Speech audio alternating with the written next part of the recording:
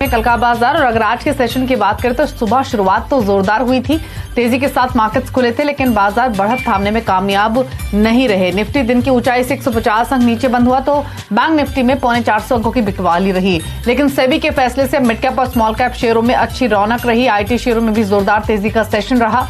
आज हमने auto stocks में अच्छा मोमेंटम बनते हुए देखा। कुछ ऐसी पॉकेट्स में भी जोरदार खरीदारी थी जहां पर मिड कैप और स्मॉल कैप स्टॉक्स का कॉन्स्टिट्यूशन ज्यादा है, जैसे कि consumer durable stocks, realty stocks. यहां पर 10%, 16% तक की तेजी हमने आज के सेशन में जमते हुए देखी। संस्थागत निवेशकों ने आज क्या किया है वो आपके सामने लेकर आते हैं। एफआईएस की ओर से खरीदारी हुई 298 करोड़ की, डीआईएस की ओर से 120 करोड़ के आसपास की बिकवाली हुई है। अब कल के सेशन पर नजर रहेगी। हमारे साथ मानस जायसवाल आज के एक्सपर्ट मौजूद है। पहले उनका एक क्विक आउटलुक ले लेते हैं। मानस नमस्कार, पहले तो बताइए बाजार पर क्या आउटलुक रहेगा कल के लिए, क्या लेवल्स इंपॉर्टेंट होंगे निफ्टी पर? दीपाली जी देखिए, डिसअपॉइंटमेंट इसलिए था क्योंकि निफ्टी ने 11,500 के स्तर तो ब्रेक किए, लेकिन निफ्टी ऊपर सस्टेन नहीं हो पाया। और सबसे वीकनेस जो हमें दिख रही है वो बैंक निफ्टी में दिख रही है। इसलिए मैं समझता हूँ कॉशियस रहने की जरूरत है। निफ्टी का डेली चार्ट देखेंगे तो वहां पर आपको हेड एंड शोल्डर पैटर्न जैसा फॉर्मेशन दिखेगा। वीकली चार्ट ऑलरेडी थोड़ा कॉशियस है क्योंकि वहां पर बेयरिश एंगल्फिंग पैटर्न कुछ टाइम पहले बना था। इसलिए मैं नहीं समझता कि निफ्टी में आपको ट्रेड लेना है। अगर एक ट्रेड लेना होगा तो वो बैंक निफ्टी पे होगा और वो सेल कॉल होगा। मैं समझता हूँ कि 21,400 तक के लेवल्स बैंक निफ्टी में देखने को मिल सकते हैं, तो वहां बिकवाली करिए। 22,450 का स्टॉप लॉस रखिए। निफ्टी में कॉशियस रहने की जरूरत है, लेकिन अभी कोई तेज नहीं सुझाऊंगा। ठीक है, तो थोड़ा सा कॉशियस यहाँ पर रहने की जरूरत है। लेवल्स आपको बताए हैं जिसके हिसाब से आप कल उन लेवल्स पर गौर कर सकते हैं जब मार्केट खुले। आज भी हमने देखा कि सारी बढ़त को गंवाने के बाद मार्केट की क्लोजिंग हुई। कल का सेशन हालांकि इंपॉर्टेंट रहेगा क्योंकि कल कई मिड कैप कंपनीज के नतीजे आने हैं, फेड की बैठक भी शुरू हो जाएगी, तो उस पर भी फोकस रहेगा। लेकिन रिजल्ट्स के हिसाब से काफी रिजल्ट्स हैं मानस, जो कि मार्केट बंद होने के बाद आए हैं, लेकिन पीवीआर, एनबीसीसी, रेमंड्स, ये कुछ इंपॉर्टेंट नाम है जहां पर रिजल्ट्स आए हैं और नंबर्स का इंपैक्ट दिखेगा। पीवीआर पर पहले आपका आउटलुक चाहिए क्योंकि अब तो वॉइसेस ये भी आ रही हैं कि शायद इस साल सिनेमा हॉल खुले ही ना। कई स्टेट गवर्नमेंट है जो किसके फेवर में नहीं है। पीवीआर के एक बार चार्ट्स बताइए। नंबर्स एज एक्सपेक्टेड खराब ही आए हैं, बट स्टॉक पर क्या आउटलुक है? देखिए, स्टॉक पे थोड़ा कॉशियस रहने की जरूरत है क्योंकि 200 डे मूविंग एवरेज कुछ समय पहले ब्रेक हुआ, लेकिन स्टॉक सस्टेन नहीं हो पाया और वापस 200 दिनों के मूविंग एवरेज के नीचे ट्रेड कर रहा है। हाई लेवल पे देखिए तो जब तक 1350 के लेवल ब्रेक ना हो, यहां पर एग्रेसिव लॉन्ग पोजीशन नहीं बनानी चाहिए। आपके पास लॉन्ग पोजीशन ऑलरेडी है तो एक स्ट्रिक्ट स्टॉप लॉस 1240 का रखें। ठीक है, तो एक स्टॉप लॉस आपको 1240 का बताया गया है, उस पर गौर कीजिए। चलिए अब सवालों करते हैं शामिल, और ढेर सारे सवाल हमें फेसबुक, ट्विटर पर भी मिलेंगे लाइव, क्योंकि शो लाइव है। इसके अलावा कई क्वेरीज हमें पहले भी आ चुकी हैं। पहले कॉलर जो हमारे साथ फोन लाइन पर हैं अशोक है नागपुर से। अशोक जी नमस्कार, बताइए क्या सवाल है आपका? मेरा सवाल है एयरटेल पर। तो मानस जी ने बहुत बार रिकमेंड किया था एयरटेल को, और एयरटेल मतलब मैंने आज तक किसी भी चैनल पर ये नहीं देखा कि एयरटेल को मत खरीदिए। तो मेरा एयरटेल 526 की मतलब एवरेज बाइंग है, 206 शेयर है, 521 की एवरेज बाइंग। तो क्या करूं? उसको लॉन्ग टर्म का इन्वेस्टर हूं मैं, कोई दिक्कत नहीं है, लेकिन एवरेज करूं कि होल्ड करूं या छोड़ दूं, बेच दूं?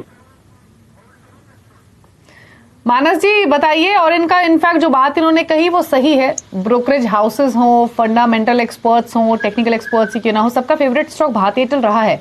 प्रॉफिट बुकिंग का शिकार हुआ है। लॉन्ग टर्म आउटलुक तो अभी भी पॉजिटिव है, लेकिन जब एक निवेशक को नुकसान होता है तो ऐसे सवाल जायज होते हैं कि अब करना क्या है। तो बताइए क्या सजेशन होगा इनके लिए? देखिए, भारतीय एयरटेल में लॉन्ग पोजीशन बनाने का रिकमेंडेशन काफी लोगों ने दिया और उसका एक बहुत बड़ा रीजन था कि मंथली चार्ट पे कुछ मंथ पहले ही ब्रेकआउट देखने को मिला था।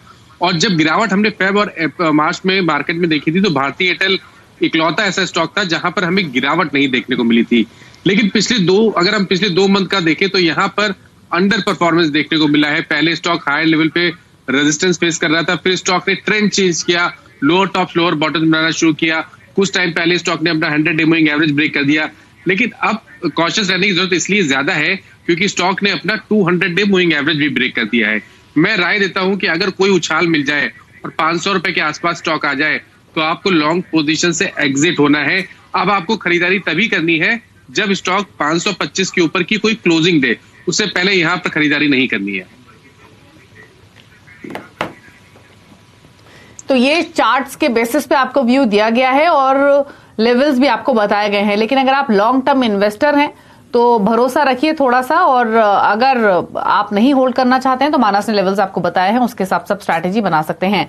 अजीत गुप्ता है रांची से हमारे साथ फोन लाइन पर। अजीत जी नमस्कार, बताइए क्या सवाल है आपका। हाँ नमस्ते मैडम जी, मैंने 200 शेयर क्रॉम्पटन में 266 रुपए के भाव पे लिया था। अब उसको क्या करना है मेरे को आगे में? ठीक है, पूछ लेते हैं। क्रॉम्पटन ग्रीव्स कंज्यूमर आज तो काफी चला भी है स्टॉक, मिड कैप स्टॉक्स में खरीदारी थी तो उसका फायदा मिला, और म्यूचुअल फंड की होल्डिंग भी काफी स्ट्रांग है, 25% के आसपास है, तो ये भी एक कारण था। बताइए मानस, इनके भाव से तो ऊपर है स्टॉक, क्या करना चाहिए? देखिए, शॉर्ट टर्म के लिहाज से क्रॉम्पटन को बिल्कुल होल्ड करना चाहिए। अगर आप लोअर लेवल पे देखिए तो स्टॉक ने करेक्शन पे अपना 100 डे मूविंग एवरेज ब्रेक नहीं किया और वहां पर ही सपोर्ट लेने के बाद फिर से बाइंग इंटरेस्ट आज दिखाया था। तो मैं समझता हूं कि आप क्रॉम्पटन में बने रह सकते हैं। 255 का स्टॉप लॉस रखिए। पैटर्न को देख के लगता है कि अगर एक मार्केट पे स्ट्रेंथ रहती है तो ये स्टॉक कम से कम 290 से लेकर 300 रुपए तक के लेवल्स को टेस्ट कर सकता है। बने रहे, 255 का स्टॉप लॉस रखें। ठीक है, होल्ड कीजिए 255 के स्टॉप लॉस के साथ। रवि कुमार ने एक सवाल भेजा है हमें फेसबुक पर, बंधन बैंक पर इनका सवाल है। 1500 शेयर्स इन्होंने बंधन बैंक के खरीदे हुए हैं और जो इनका परचेजिंग प्राइस है वो 642 का है। लॉन्ग टर्म इन्वेस्टर है, जानना चाहते हैं क्या करें। बताइए मानस, क्या सजेशन होगा बंधन बैंक पर? पुरानी खरीद है इसीलिए इनके भाव से ऑलमोस्ट आधा हो चुका है ये स्टॉक, अब क्या करना है? देखिए, फिलहाल तो मैं समझता हूँ कि बंधन बैंक में लॉन्ग टर्म ट्रेंड तभी बुलिश होगा जब स्टॉक अपना 200 डे मूविंग एवरेज ब्रेक करके उसके ऊपर ट्रेड करना स्टार्ट करेगा, और जो 200 डे मूविंग एवरेज है वो 350 रुपए के आसपास है।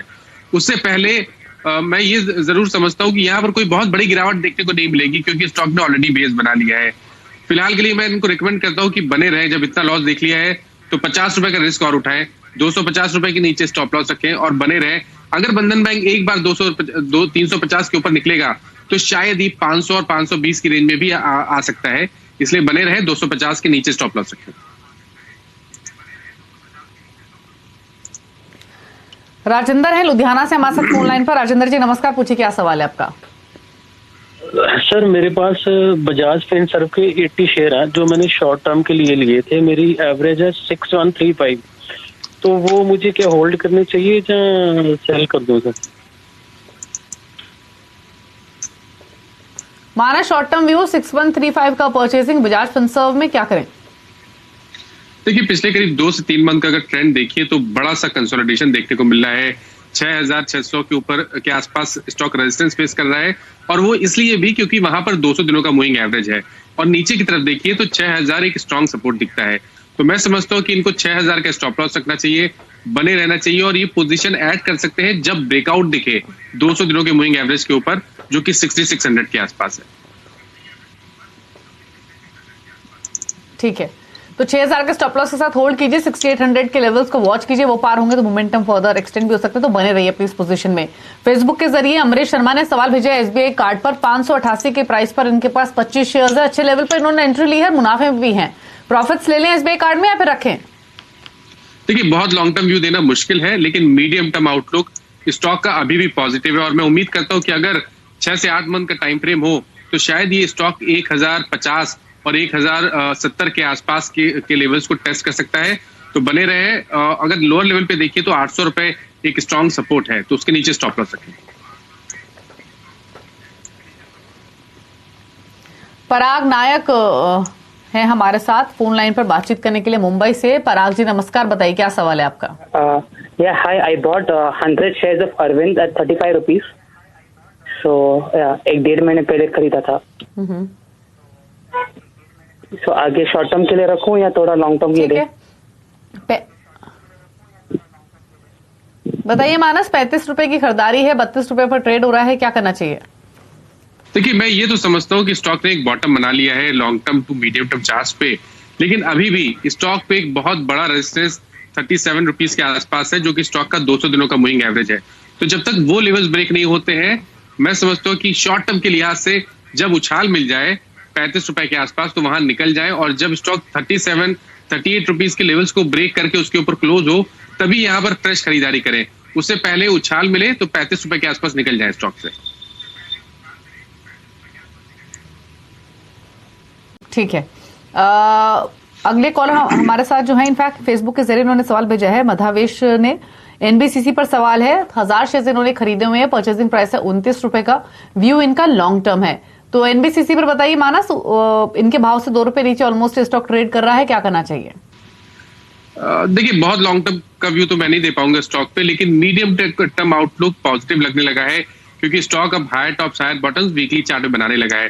तो ऐसे स्ट्रक्चर पे तो आपको जो रीसेंट लो है वहां पर हर बार स्टॉप लॉस रिवाइज करना है और पूरी रैली को एंजॉय करना है। तो फिलहाल के लिए मैं इनको सजेस्ट करता हूं कि 24 रुपए का स्टॉप लॉस रखें, बने रहें। उम्मीद की जा सकती है कि ये करीब 35 रुपए के लेवल्स आने वाले 3 से 6 महीने में टच कर सकता है।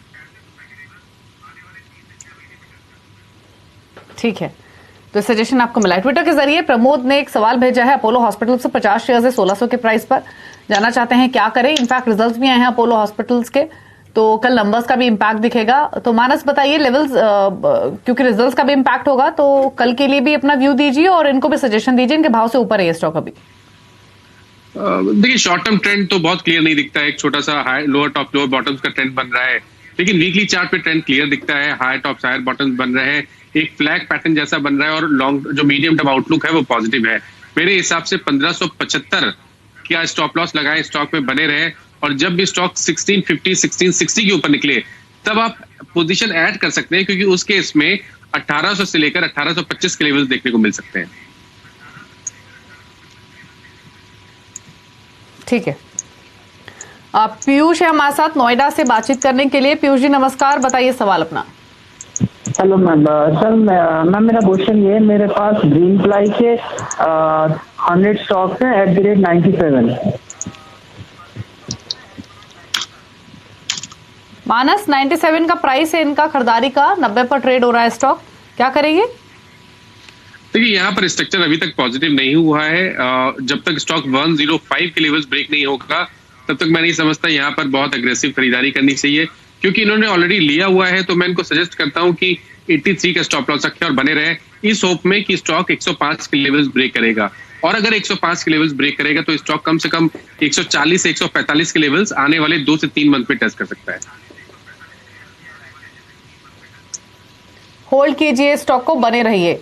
सतीश कुमार ने फेसबुक के जरिए सवाल भेजा है एचडीएफसी लिमिटेड पर और आईसीआईसीआई बैंक पर। आईसीआईसीआई बैंक में मानस जिनका खरीदारी का भाव वो 385 का है, एचडीएफसी में 1786 के प्राइस पर इन्होंने पोजीशन बनाई है और 5 से 6 महीने रख सकते हैं। दोनों स्टॉक्स में स्टॉप लॉस और टारगेट आपका जानना चाहते हैं। देखिए, शॉर्ट टर्म के लिहाज से तो एचडीएफसी लिमिटेड चार्ट्स पे खराब लग रहा है, और आज ये डिस्क्लोजर है कि हमने आज सेल रिकमेंडेशन इस पे दिया है। अगर हम मीडियम टर्म की बात करें, अगर थोड़ा सा लंबा समय आपके पास 6 से 8 महीने का समय है, तो मैं समझता हूँ कि आप इसको होल्ड कर सकते हैं, क्योंकि अगर आप लोअर लेवल साइड पे जाएंगे तो 1665, 1675, 1665 यहाँ पर एक सपोर्ट दिखता है।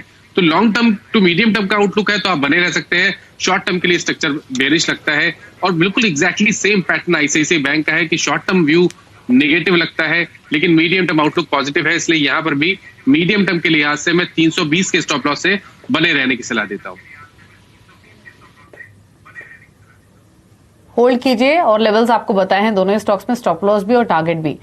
ट्विटर के जरिए भरत ने एक सवाल भेजा है टीबीजेड पर 40 रुपए 46 पैसे की इनकी खरीदारी है, 200 शेयर्स हैं और ये 1 महीना रुक सकते हैं इस पोजीशन में। 37 रुपए पर ट्रेड हो रहा है, यानी इनके भाव से ऑलमोस्ट 3 रुपए नीचे, क्या करना चाहिए? बने रह सकते हैं, क्योंकि देखिए 200 दिनों का मूविंग एवरेज ऑलरेडी ब्रेक हो गया है। कंसोलिडेशन जरूर देखने को मिल रहा है, लेकिन अंडरटोन बुलिश लगता है, और मैं समझता हूं कि स्टॉक 45 रुपए के लेवल्स आने वाले 3 से 4 हफ्ते में टच कर सकता है। बिल्कुल बने रहे, 33 रुपए का स्टॉप लॉस रखें। सागर ने एक सवाल भेजा है फेसबुक के जरिए, महिंद्रा हॉलीडेज 190 के भाव पर इन्होंने 200 शेयर्स खरीदे हुए हैं, क्या करें अब?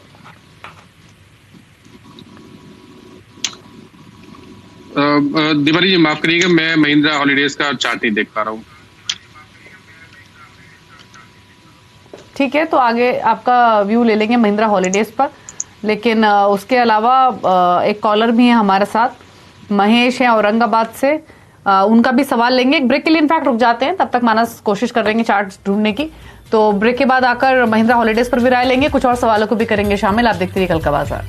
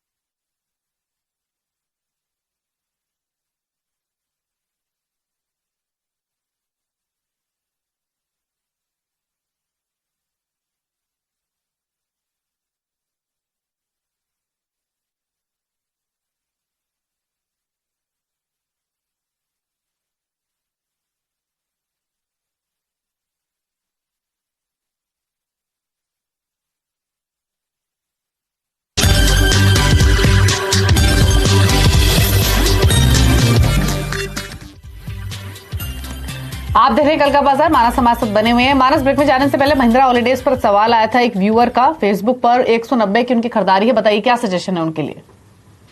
देखिए, मैं समझता हूँ कि स्टॉक में बने रहना चाहिए क्योंकि 172 चार्ट पे एक स्ट्रॉन्ग सपोर्ट दिखता है और जो कंसोलिडेशन देखने को मिल रहा है वो 200 दिनों के मूविंग एवरेज के आसपास हो रहा है। तो पॉसिबिलिटी है कि थोड़े कंसोलिडेशन के बाद हमें ब्रेकआउट देखने को मिले और स्टॉक 210 तक के स्तर को टेस्ट करे।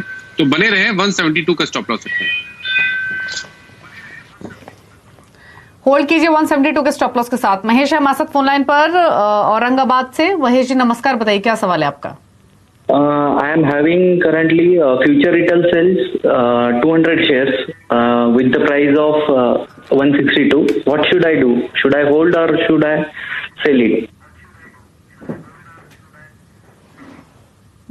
भारी नुकसान हो रहा है इनको और काफी निवेशक फंसे हैं इनफैक्ट फ्यूचर रिटेल में। मानस, अब बताइए इनको क्या करना है? दीपाली जी, जब भी कोई स्टॉक न्यूज के हिसाब से ट्रेड होने लगे तो मैं समझता हूँ कि रिटेल इन्वेस्टर्स को बिल्कुल कॉशियस हो जाना चाहिए। और ये एक ऐसा ही एग्जाम्पल है जहां पर पिछले करीब 15 दिन से न्यूज के चलते स्टॉक में लोअर सर्किट लगने लगा था और हालांकि लोअर लेवल पे थोड़ा बाइंग इंटरेस्ट देखने को मिला है, बट फिर भी मैं इनको सजेस्ट करता हूं कि कभी कोई रैली मिले 110 के आसपास तो वहां पर निकलने की कोशिश करें। पैटर्न इसमें स्ट्रेंथ नहीं लगती है और अब शायद 150 के लेवल जब तक ब्रेक नहीं करेगा तब तक स्टॉक में मेजर स्ट्रेंथ देखने को नहीं मिलेगी। ठीक है, एक और कॉलर है हमारे साथ, रमेश गुजरात से। रमेश जी नमस्कार, बताइए क्या सवाल है आपका? नमस्कार मैडम, मेरे पास HDFC लाइफ है 380 की, 380 के भाव के है, तो अभी क्या करे, रखे या बेच दे? आपने कब खरीदा था ये स्टॉक? ये अप्रैल में खरीदा था मैडम। अप्रैल में आपने खरीदा था? हाँ, लॉकडाउन के चलते बाजार गिरा रहा। बताइए अब इनके लिए क्या सजेशन होगा? हाँ, मेरे तो काफी पास अच्छे लेवल पर आपने एंट्री ली, इनफैक्ट बॉटम पर आपने ये स्टॉक खरीदा। मेरे पास दीपाली जी HDFC लाइफ के चार्ट्स आपको कैसे लग रहे हैं मानस, वो बताइए। अच्छा। देखिए, HDFC लाइफ की जहां तक बात है, मैं समझता हूँ कि इन्होंने अगर शॉर्ट टर्म के लिए लिया हुआ है तो स्टॉक में बने रह सकते हैं क्योंकि अगर लोअर लेवल पे देखिए तो स्टॉक में एक 565 के आसपास सपोर्ट दिखता है। करेक्शन में स्टॉक ने अपना 100 डे मूविंग एवरेज ब्रेक नहीं किया है। स्टॉक पे स्ट्रेंथ है, 650 के लेवल्स आ सकते हैं, तो बिल्कुल बने रहे 565 के स्टॉप लॉस से। तो होल्ड कीजिए, 380 की इनकी बाइंग है, तो बहुत अच्छे लेवल पर इन्होंने एंट्री ली है और स्ट्रॉन्ग प्रॉफिट्स में है, लेकिन होल्ड कर सकते हैं, अच्छी क्वालिटी का स्टॉक है, बने रहिए HDFC लाइफ में। तो ये सजेशन है आपके लिए स्टॉक पर। इसके अलावा बात करेंगे CNBC आवाज की मुहिम की, जो NSE के साथ मिलकर हम लेकर आए हैं और इस मुहिम का नाम है इन्फॉर्म्ड इन्वेस्टर। मकसद ये है कि निवेशकों को जागरूक करना, निवेश से ट्रेडिंग से जुड़ी हुई हर छोटी बड़ी बात उनको बताना। आज हम बात करेंगे कि अगर आप कोई भी अकाउंट अपना खुलवाते हैं, आप निवेश करते हैं, तो अपने ब्रोकर का जो चुनाव है वो सही तरीके से कीजिए, क्योंकि बाजार और आपके बीच की एक बहुत इंपॉर्टेंट कड़ी है जिसको हम ब्रोकर कहते हैं। सावधानी से ब्रोकर का चुनाव कीजिए, ध्यान रखिए कि सिर्फ अधिकृत ब्रोकर के जरिए ही डील करें, वरना जो भी आप अपना पैसा लगा रहे हैं वो रिस्क ट्रेंड में जा सकता है। तो बहुत ही सोच समझकर अच्छे ब्रोकर को चुनें और सिर्फ अधिकृत ब्रोकर के जरिए ही अपने पैसे को बाजार में लगाएं। मानस, आप कुछ कहेंगे इस पर? देखिए, कभी भी इन्वेस्टर या ट्रेडर को ऐसे ब्रोकर के पास की तरफ नहीं जाना चाहिए जो कि आपको कम ब्रोकरेज का लालच दे रहा है। मैं समझता हूं कि आपको ऐसे ब्रोकर के पास जाना चाहिए जहां पर आपको कॉन्फिडेंस है कि वो आपके पैसे के लिए उतना ही रिस्पॉन्सिबल रहेगा जितना कि आप हैं। तो बिल्कुल आपका जब भी ब्रोकर आपको चूज करना हो तो बहुत देख समझ के ही करना चाहिए।